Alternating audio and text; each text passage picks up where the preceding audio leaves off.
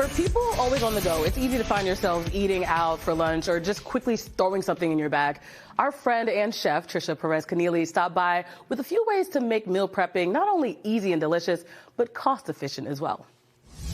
Well, there's two approaches, right? Yeah. You can do it on Sunday and get ready for the week. The one that I prefer is that I actually like to make when I'm making dinner the night before, I'm making the meal for tomorrow. I like that. So all of these veggies I actually cut while the rice was cooking last night. Amazing. So 20 minutes.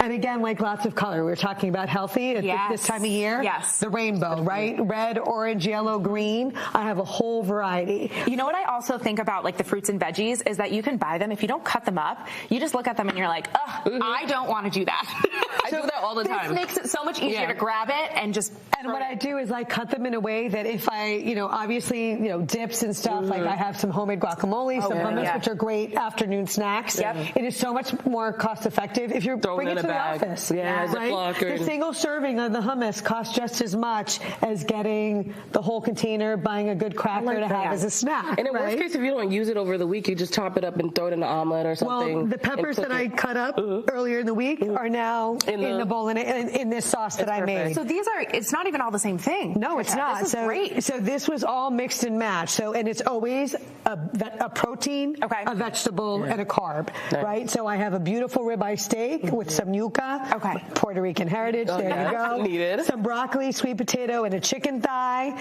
This is actually bison, and I made like a bolognese with bison. It's really like great omega-3 factor, all good. And of course, your salmon. If I'm on the run, this is perfect. I can grab a box of the lettuce, and then these are great tinned fishes. Oh, nice. Fishwife, woman-owned company. Can you bring this to work? That's the question. And yes, look, I don't need a can opener. I can pop it open. It won't smell out the break room. Right. But let's take it back because you mentioned some of the staples, but what exactly should you be thinking about when you're at the store to make sure you're meal prepping properly? You always need to bring a list, right? Yeah, I don't do that. And the list also helps with the meal prepping. Okay. I have this thing I call the meal matrix where I mix and match. Right? So I have the list of proteins that I like to eat, my fruits and vegetables, and the carbs. And switch it up. That's perfect. And then also having like the right containers. Yes. I just invested in some containers, and it actually makes me excited. That's good. Your fridge looks good. Yeah, I really do. So what do you like? What do you This is a great one. So my kids were not big sandwich kids. They liked warm food. So this is a Japanese bento box, but it actually is cylindrical. So you look layers to it. I want you to feel this. Feel that. It's hot. It's warm. Oh my gosh. And you just layer them right in there. Oh my God. And you can see the steam. here. And like this is kind of funny. You know what's in here? What? Eggs. Nice. Get out. I love eggs in the morning for breakfast. Yeah, and it's warm. And it's warm. And then the other thing is like bring your sauces with you, right? So this is a mixture of sriracha, soy, right? And Let's put carrot in that. Exactly.